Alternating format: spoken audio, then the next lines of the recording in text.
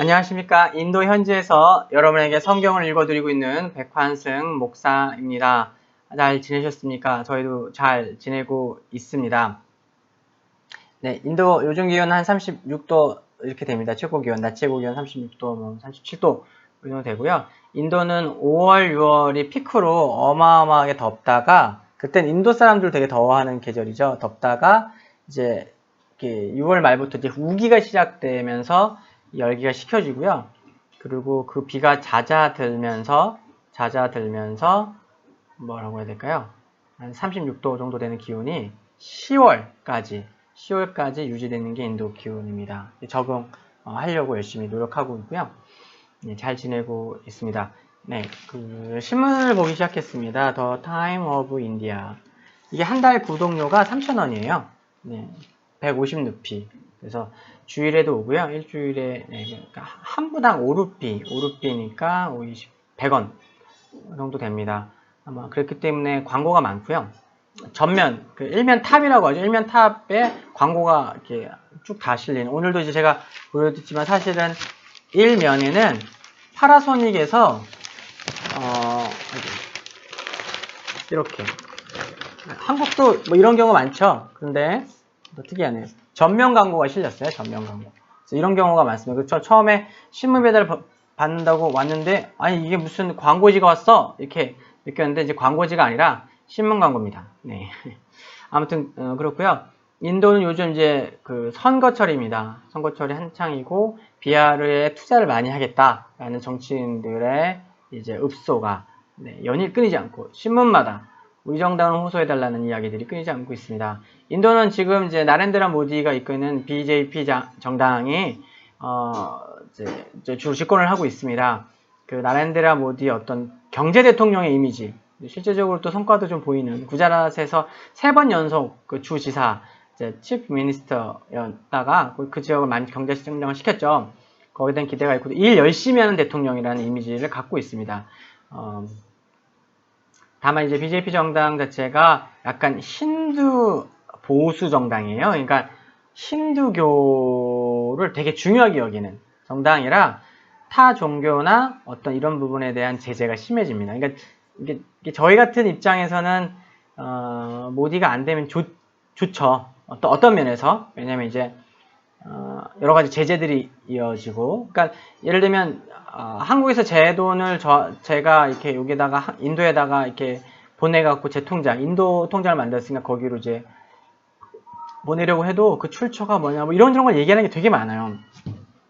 외국 자본이 들어오는 것에 대한 두려움이 되게 많고, 선교하는 거, 이놈들 선교하려고 하지, 이런 어떤 시야를 기본적으로 갖고 있는 나라입니다. 그래서 되게 그런 부분 좀 조심해야 되고요. 그렇습니다. 앞으로도 그런 부분이 어려워지지 않을까 선교사님도 좀 걱정도 하시고, 아무튼 좀 그런 부분들이 있습니다. 신분에 대한 보장이 잘 되어 있어야 되고요. 아무튼 그렇습니다. 경제성장에 대한 몸부림이 있는 나라고요.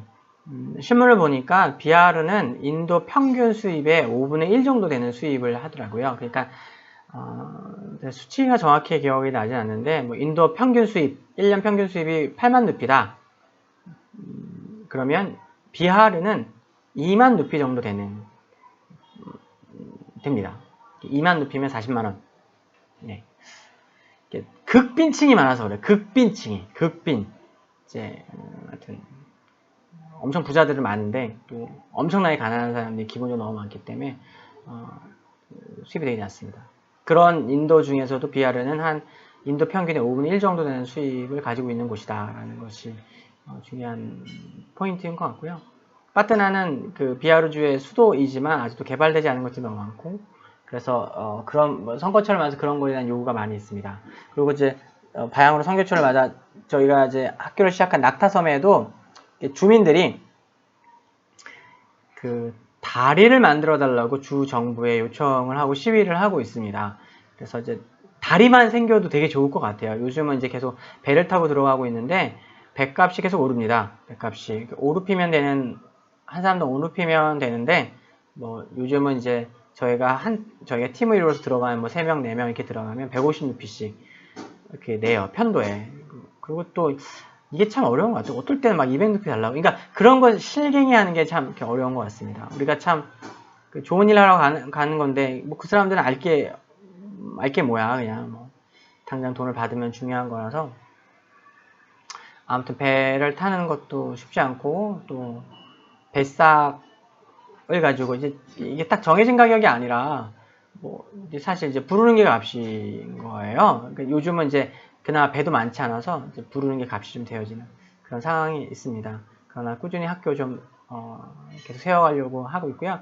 전 일주일에 2번 학교 들어가고요. 다른 쪽에는 이제 세종학당 관련 수업과 그다음에 행정들 계속 하고 있습니다. 뉴스그룹 지금 이제 애들이 많이 모이고 있어요. 조금씩 늘어가고 있고 이제 한 명이 맡아서 담당하니까 말씀을 전하고 또 복음을 전하고 또 그 아이들이 그러니까 입으로는 뭐 이렇게 멋있는 신앙적인 이야기를 할 수 있지만 실제적인 삶이 그게 되지 않은 경우가 많고요. 이렇게 말씀을 참 많이 잘 모르는 경우가 너무 많고요. 뭐 한국이나 뭐 거기나 뭐 뉴스 애들 이제 중고등학교 애들이 뭐 그렇겠죠. 그러나 더 말씀을 잘 배워야 성장할 수 있으니까 사역자 모임에서도 이제 제가 고민하고 중점을 두고 있는 건 성경을 어떻게 읽어야 되고 그것을 가지고 어떻게 하나님 말씀을 들을 수 있는가. 그래서 기본적인 성경 읽기.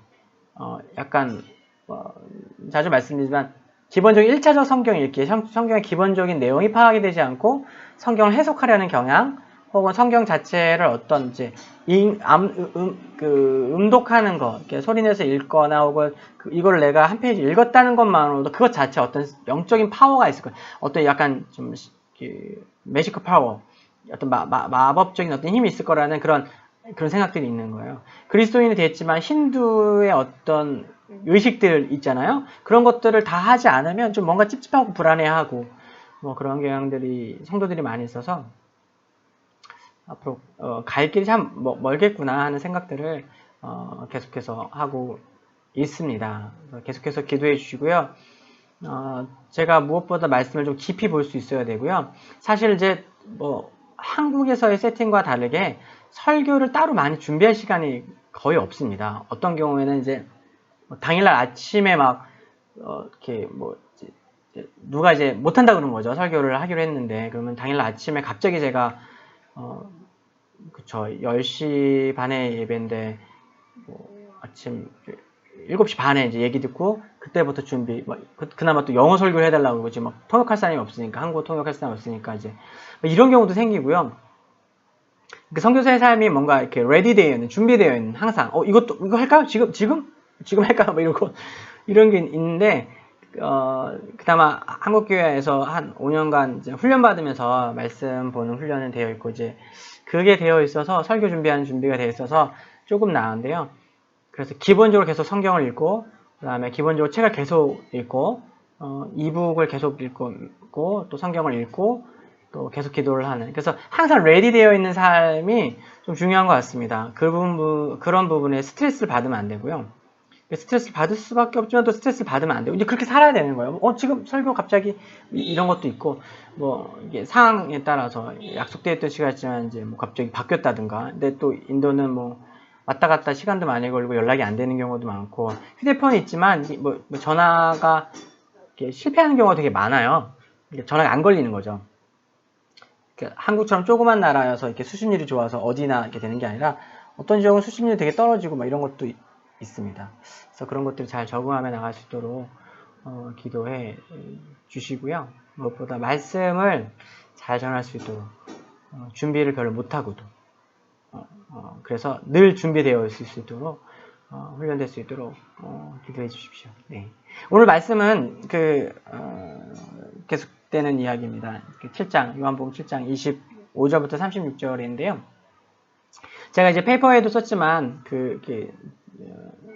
요한복음의 특징적인 하나의 어떤 이제 문학적 장치, 문학적 기법 같은 것이 오해를 사용하는 거예요. 오해. 그래서 역설이라고 하죠. 패러독스라고도 하고 아이러니라고도 하는데요. 아이러니는 뭐냐면은 언뜻 듣기에 틀린 것 같지만 진리가 아닌 것 같지만 그거가 조금 더 깊이 생각해보면 그것이 이제 진리를 이렇게 진짜 사실을 품고 있는 거 이런 게 아이러니인 거예요. 그래서 이렇게 요한복음에 그런 아이러니가 많이 발견돼요. 오해를 통해서, 오해를 사용해서 그런 아이러니를 만들어내고 그 아이러니가 결국은 진리를 강하게 증거해내는 그런 기법이 있습니다. 제가 왠지 말을 되게 어렵게 하고 있는 것 같은데요.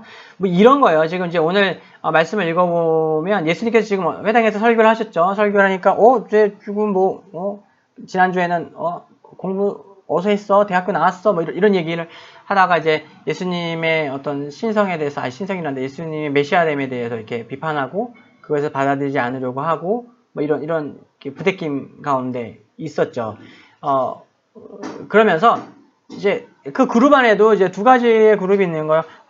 저 사람 기적도 많이 해가고 뭔가 가르침도 좋고 그런데 이렇게 아니다 이런 설랑설레 가운데서 특징적인 두 가지의 어떤 이제 오해가 발생합니다. 그 오해의 첫 번째 오해는 뭐냐면 메시아는 은밀한 방식으로 모호한 방식으로 이 땅에 오기로 되어 있지 않냐. 유대 전통과 성경을 보면 메시아의 오심이 되게 모호한 방식, 그러니까 한마디로 이제 일반적인 인간들이 태어난 방식이 아니라 뭔가 특별한 방식, 뭐 아래에서 태어난다든가, 그쵸? 우리나라 이제 저기 어디입니까? 이제 신라입니까? 가야입니까? 뭐 그런 아래에서 태어난다든가, 뭐 이런 고구려인가? 부여인가? 네, 기억이 죄송합니다. 네.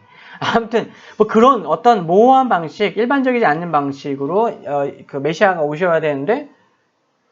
저 예수는 너도 알고 나도 아는 요셉이는 첫째 아들인 거야. 제가 이제 설교 지난번에 했죠. 그 모호한 방식이 아니라 그들이 보기에는 이게 너무 명확한 거예요. 이게 첫 번째 오해예요. 그러니까 막 설왕설래 하면서 이제 메시아 일 수도 있지 않아? 그 사람들이 얘기하죠. 야, 실제로 메시아가 와도 저 사람보다 더 많은 기적을 행할 수 있을까? 저렇게 말씀을 잘 전하고 말씀의 통찰력이 있을 뿐만 아니라 이렇게 많이 이미 기적을 행했는데 진짜 메시아가 와도 저 사람만큼 못할 거야 라는 그 어떤 예수에 대해 두둔하고 예수를 긍정히 여기는 그런 그룹이 있었으니까요. 근데 이제 첫 번째 거기에 대한 반문과 의문이 야 근데 생각해봐. 쟤는 엄마 아빠를 우리가 알잖아. 목수 요셉 마리아 결혼해갖고 쟤 난 거 아닌가? 우리가 다 알고 있잖아. 너무 유명하잖아. 이런 거예요. 첫 번째 오해예요. 그 왜 오해인지는 설명해 드릴 텐데요. 또 두 번째는 뭐냐면 오실 메시아는 어떻게 오시냐면 다윗 왕의 자손으로 베들레헴에서 나야 되는 거예요. 그런 예언이 성경에 곳곳에 나와 있거든요. 그래서 베들레헴에 왕이 나실 건데 예수님의 별명이 뭔지 아시죠? 나사렛 예수예요. 그러니까 왜냐면 그 나사렛에서 죽어 사셨기 때문에. 그래서 야 근데 쟤는 나사렛 예수잖아. 우리가 다 알아. 제 별명이야. 그 당시에는 예수라는 이름이 많았습니다. 예수님 이후에 예수라는 이름이 적어요. 여호수아, 조슈아가 예슈아죠. 예, 그런 거예요. 네. 여호수아, 조슈아가 그 예수예요. 근데 이제 예수님 이후로는 예수라는 이름을 잘 안 지었죠. 왜? 그 예수님 믿는 사람은 감히 예수라고 줄 수 없죠. 제가 아들 낳아갖고 백예수 이렇게 하면 힘들잖아요. 애를 혼내기도 어렵고 그렇잖아요. 막 나도 모르게 애가 뭘 잘못하면 이리 돼 하면서 얘기해야 되는데 이름 부르잖아요. 우리 애기는 루아니까 루아 이 녀석 그러면 안 되지. 이렇게 할 수 있지만 좀 그렇잖아요. 그리스도인이 예수님을 이렇게 막 부르기가 불공평한 것 같고. 그러니까 그리스도인들은 그렇게 안 지었어요. 그리고 또 예수를 믿지 않았던 사람들은 또 그 이후로는 예수라고 잘 안 지었어요. 왜? 예수를 흉악한 범죄자, 십자가에 달린 하나님의 저주를 받은 사람이라고 생각했잖아요.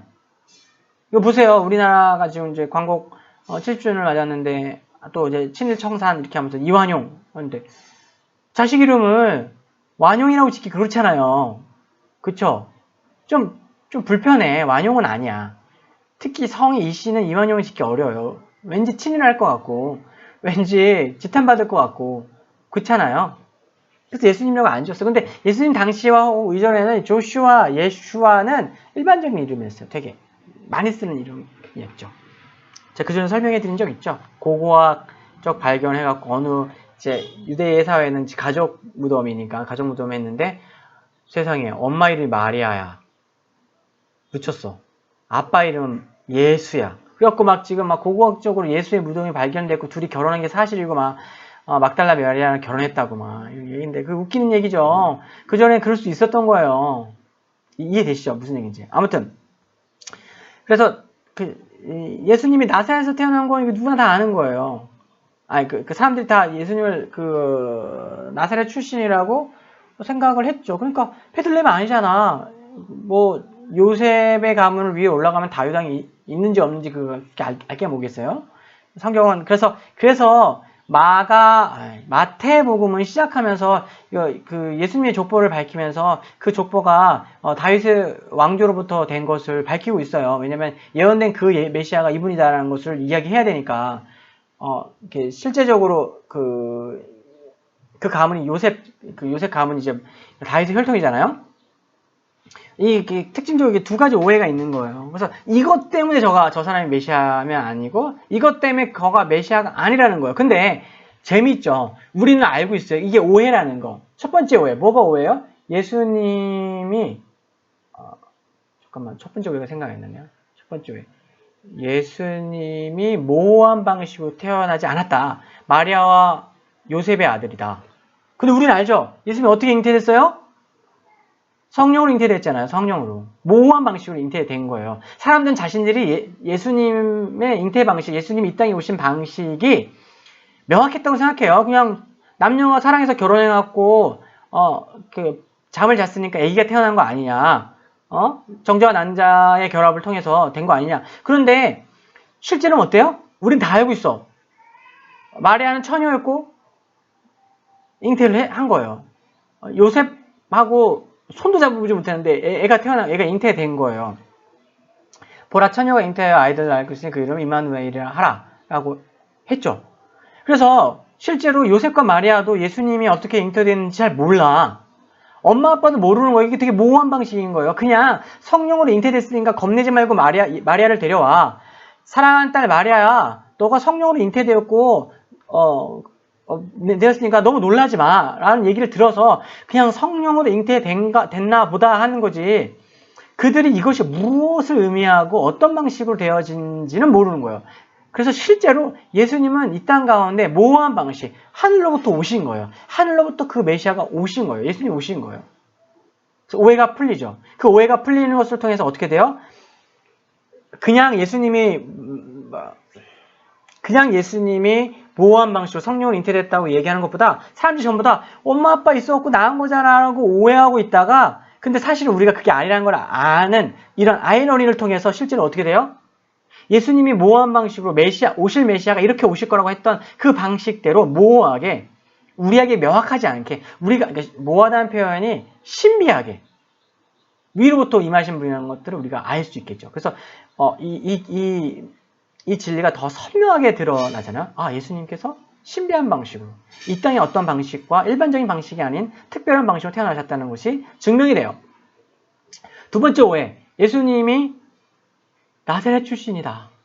그런데 성경과 유대 전통 안에서는 예수님이 어떻게 돼야 돼요? 베들레헴에서 태어나야 돼요. 다윗의 자손이어야 되고, 사람들이 요셉이 다윗의 자손인지 아닌지 잘 족보까지 막 따져갖고 모를 수도 있죠. 근데 분명한 건 그 다윗 가문이었어요. 그래서 첫 번째 예수님이 다윗 혈통 가운데 있다는 것이 증명이 되고요. 또 하나, 예수님이 베들레헴에서 태어나셨다. 우리 이거 다 알아요? 다 아시죠? 헷갈리지 않죠? 왜 나사렛 예수라고 하는지 아시죠? 그냥 나사렛에서 오래 사신 거예요. 베들레헴에서 태어나셨는데 왜 나사렛에서 오래 사셨을까요? 동방박사가 왔잖아요. 동방박사가 별을 보고 쫓아왔어. 유대의 왕으로 나실 리가 베들레헴 어디에 있습니까? 여기 어디에 있습니까? 별을 보고 이렇게 동방박사들이 찾아온 거야. 이렇게 각자 이렇게 오다 보니까 만났어. 그래서 베들레헴 쪽으로 왔어요. 그래서 이제 헤롯이라는 유대 왕에게 물어본 거예요. 왕이 있는데 왕이 태어났대. 그러니까 왕이 기분이 나쁘잖아요. 헤롯이 열받잖아요. 내가 이 권력을 어떻게 갖고 있는데 듣도 보도 못한 왕이 또 태어난데 화가 나잖아요. 정치인으로서 어떤 그 반역과 어떤 이 권력을 빼앗길 수 있는 가능성을 제거해야 되잖아요. 그래서 어떻게 했어요? 어디서 태어났어? 알려줘. 그리고 너가 만나면 나에게 알려줘라고 헤롯이 이야기를 했어요. 그리고 사람들이 문헌조사 시켰어. 문헌조사. 나 뒤져봐. 메시아가 어디서 태어나기로 했어. 그러니까 이제 사람들이 그 사실 뒤져보지 않아도 알죠. 베들레헴에서 태어난다고 예언되어 있습니다. 그렇게 됐죠. 그래서 어떻게 돼요? 헤롯은 전례가 없는 유아 학살을 계획하게 됩니다. 유아들 다 죽일 계획을 하게 돼요. 그때 하나님의 천사가 현명하여 말하되 동방 박사들이 얘기해서 헤롯에게 가서 예수님이 출처, 예수님이 어디 계신지 밝히지 마라 라고 얘기하고 동방 박사는 도망가고 또 마리아와 요셉에게 도망가라. 그래서 애굽에 잠깐 가서 숨을 쉬죠. 그러고 나서 나사렛에 가서 털을 잡았어요. 그리고 마치 나사렛에서 늘 하신 것처럼 했어요. 왜냐면 쫓기는 신분이잖아요. 혹여나 그날 밤 베들레헴에서 유아 학살이 자행되던 그때 홀로 호를 단신 도망쳤던 그 메시아란 예수님이라는 사실, 그 아기라는 사실을 밝혀지면 나중에 신변의 위험이 있을 수도 있으니까 마치 베들레헴에서 나사렛에서 늘 사신 것처럼 했어요. 그냥. 그래서 그분 예수님의 고향이 예수님이 태어나신 곳이 베들레헴이라는 사실은 이렇게 가리워져 있었어요. 그래서 사람들이 오해하는 거죠. 야, 내가 아는데 제가 지금 어디서 왔는지 나사렛 예수 아니냐. 근데 실제로는 어때요? 베들레헴에서 나신 거예요. 원래는 베들레헴 예수 이렇게 됐었는데 그렇게 안 된 거죠. 그런데 또 드러났죠. 오해. 나사렛 예수가 아니냐. 베들레헴 예수가 아니기 때문에 메시아가 될 수 없다. 그런데 실제로는 어때요? 실제로 베들레헴에서 태어나신 거예요. 예언된 그대로. 그래서 그 오해를 넘어서 오해가 풀리고 이 아이러니가 풀리면 어떻게 돼요? 아이러니하게도 사람들 이것 때문에 예수가 그리스도가 아니고 메시아일 수 없다라고 했지만 아이러니하게도 사실은 그것의 진실이 밝혀지는 것을 통해서 어떻게 돼요? 예수님이 메시아인 것이 드러나게 되는 것입니다. 그것과 덧붙여서 사람들이 이야기하죠. 요한이 이제 사람들이 입을 빌려서 이야기하는 거죠. 요한의 글쓰기 멋있죠. 아니 진짜 메시아가 태어난다고 할 줄 있을지라도 이 사람보다 더 많은 기적을 행할 수 있겠어? 라고 이야기하는 거예요. 또 하나의 조건을 충족하는 거. 또 하나의 조건이 뭐냐면 만일 메시아가 오면 그 모세와 같이 모세를 통해서 하나님께서 능력을 많이 행하셨던 것처럼 모세와 같이 백성들을 구원하는 기적의 행위, 능력을 베푸는 것을 통해서 그의 신적 권위를 증명해낼 거라고 했어요. 근데 이건 이미 충족했어. 충족하고 사람 다 알고 있어. 그래서 실제로 사람들이 그냥 중얼거리면서 야, 근데 실제로는 메시아가 진짜 온다고 이 사람만큼 더 기적을 행할 거라고 생각 못해. 뭘 더 기대해야 돼? 라고 얘기할 정도로 예수님 기적을 행하신 거예요. 그래서 사실은 이 메시아의 조건, 오실 메시아가 증명해야 되는 어떤 세 가지가 이미 예수님 안에서 다 증명되어 있죠. 그리고 그 당시 사람들에게는 오해를 통해서, 아이러니를 통해서 가리워져 있지만 오늘 우리가 성경을 믿는 우리들에게는 명확합니다. 오히려 더 명확하고 선명하게 드러나죠. 메시아가 주님 예수 그리스도께서 예언되어 있는 구약에 예언되어 오고 또 마침내 오신 그분 메시아라는 사실을 말이죠. 네. 그래서 오늘 본문 말씀을 보면 그런 것들이 잘 드러나요. 제가 시작하면서 제가 학교 다닐 때 얘기를 했어요. 그 동국대 얘기하면서 세플 듣고 그럼 스님들이 막 이렇게 불교 교리 막 얘기하시는 경우도 있지만 그냥 일상적인 얘기 내가 볼 때는 무슨 소리 하는 거지 하는 그런 얘기 하실 때도 좀 있었어요. 우리가 맨날 오른쪽을 쓰니까 이렇게 왼쪽 위주로 이렇게 활동을 해보면서 하여튼 제가 어려서 잘 이해 못했을 수도 있는데 하여튼 그런 얘기도 하시고 또 어떤 경우에는 그런 일반적인 얘기, 어떤 텍스트 밖의 이야기를 하기 시작하면 꼭 기독교 얘기가 되고 기독교에서 뭔가 뭘 이해적인 그러니까 제가 이제 방언을 예를 들었는데 이제 방언 가지고 막 얘기하면서 무의미하게 어떤 몰입 상태에서 자기가 통제도 되지 않는 소리를 막 한다라고 얘기하면서 그게 어떻게 좋은 종교 이야기냐 이렇게 얘기하는 것들을 보면서 제가 벌떡 일어나서 방언 그런 거 아니에요. 제가 보여드려요. 막 이렇게 하고 싶었는데 참았다고 그랬죠. 잘한 것 같아요. 얼마나 사람들이 놀랬겠어요. 오모 막 이러면서. 그러니까 이제 그런 경험을 통해서 이렇게 겉에 드러난 현상을 가지고 판단하고 판단하지 않으려고 노력을 하고 있고, 어떤 종교적 힌두교나 뭐 여기는 그런 게 많이 있죠. 무슬림이나 이런 것들을 이렇게 부딪히면서도 끊임없이 보여지는 현상이 아니라 정말 좀 더 깊이 애정을 가지고 듣고 이해하고, 불교된 애정을 갖고 힌두교된 애정을 갖는 것이 아니라 그것을 믿고 있는 그들, 그 하나님 창조하신 그 창조 뭐 피조물에 대한 애정을 갖고 이야기를 귀 기울이고 왜 그렇게 믿고 왜 그렇게 이해하고 있는지를 알고자 하는 노력 하려고 그때부터 노력하기 시작했고요. 왜냐하면 동국대에서는 기독교가 마이너고 어떤 의미에서 오해되고 있죠. 근데 그런 오해가 너무 싫더라고요. 근데 그런 입장에서 제가 이제 기독교 안에서 다른 종교, 기독교가 주류인 사회에서 다른 어떤 것들을 봤을 때 오해하고 있는 것들이 많이 있더라고요. 이렇게 뭐랄까 현상적인 것을 보고 그냥 너무 쉽게 이야기하는 경우를 많이 봤어요. 물론 그것이 대부분 맞는 것들이 많이 있지만 그러니까 현상적인 것에 이렇게 머물러서 쉽게 비판하는 것이 아니라 애정을 가지고 좀 더 깊이 보고 이해하고 듣고 그래서 더 본질을 이야기할 수 있는. 그래서 뭐 방언이라는 어떤 기독교의 아주 작은 한 부분을 가지고 기독교 전체를 평가하는 것이 불쾌했기 때문에 저 또한 이곳에 왔기 때문에 이곳을 이해하고 이곳의 문화를 이해하고 이곳의 종교를 이해하고 이렇게 배워가려는 노력이 있어야 할 것 같습니다. 좀 다른 것들이 되게 많이 느껴져요. 많이 있습니다. 교회 안에서도 한국 교회에서는 생각할 수 없고 좀 다른 그런 것들이 많이 있어요. 그래서 마무리하면서 기도 부탁을 드리는데요. 제가 좀 더 진중하고 좀 더 진지하고 보여진 현상에 원래 이거 아니에요 이렇게 하는 것이 아니라 귀 기울여 듣고 대화할 수 있는 사람이 되는 거. 생각하는 것도 훨씬 더 낮은 단계에서 더 낮아져서 더 낮아지고 더 낮아져서 들을 수 있는 그런 사람이 되기를 소원합니다.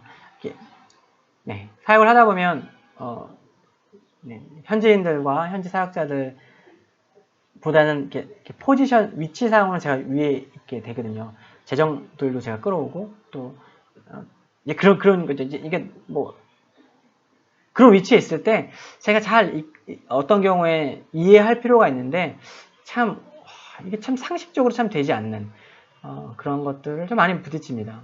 그런데 그런 현상 앞에서 쉽게 이렇게 너무 성급하게 결론 내지 않고 이렇게 차근차근 하나씩 물어가면서 이렇게 해나갈 수 있는. 근데 실제로 여기 사역이 너무 일이 좀 많은 편이라 그럴 수 있는 여유가 없고 다른 것들을 계속해서 빨리빨리 해내가야 하는 그런 상황들이 많이 있습니다.